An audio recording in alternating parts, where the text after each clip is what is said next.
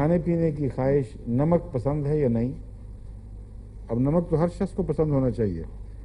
مزاج کے معاملے میں اگر ایک ایسی بات ہو جو روزمرہ سے ہٹ گئی ہے اس کو مزاج میں داخل کرتے ہیں.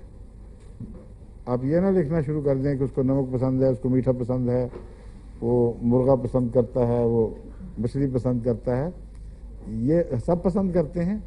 یہ لکھیں کہ نمک پسند نہیں کرتا, میٹھا پسند نہیں کرتا, مرغا اس کو برداشت نہیں ہوتا, مچھلی سے نفرت ہے.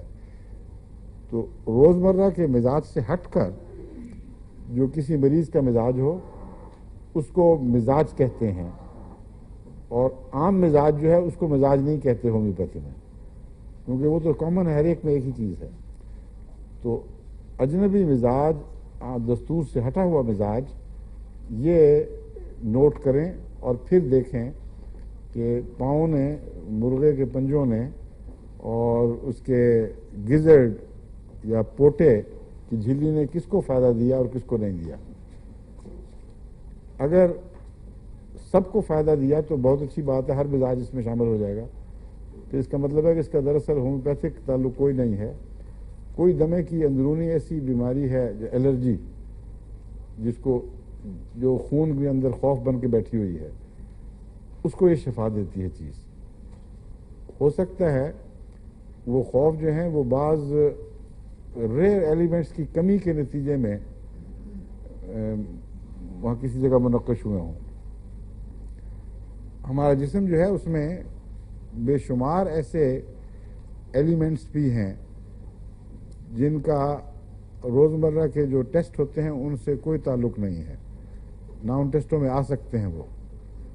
اور بعض ایسے ایلیمنٹس ہیں جو بہت ہی تھوڑی مقدار میں پائے جاتے ہیں. ان میں سے 8-10 ایسے ہیں جن کے متعلق اب ڈاکٹر جو زیادہ ترقی یافتہ ملکوں میں کام کرتے ہیں وہ ٹیسٹوں کے ذریعے ضرور معلوم کرتے ہیں. وہ سمجھتے ہیں کہ ان کا بھی اثر ہوا ہوگا کچھ, لیکن جو اکثر تھرڈ ورلڈ کنٹری کے ان کو تو پتہ ہی نہیں کہ یہ بھی ہمارے خون کا حصہ ہیں, اس میں کوئی اہم کردار ادا کرتے ہیں. ہومیوپیتھی میں اب اس پر کافی کام ہوا ہے, اور ریئر ایلیمنٹس کی علامتیں بھی اب جدید ہومیوپیتھک کے تجارب میں پیش نظر رکھی جاتی ہیں.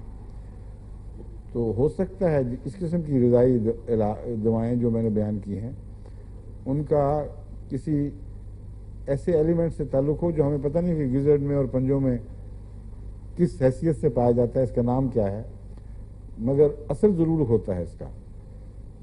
اس لیے کہ انسانی جسم صرف ایک مادی مشین نہیں ہے, بلکہ روح کے ساتھ اس کا ایسا واسطہ ہے کہ زندگی نام ہی روح کا ہے اصل میں.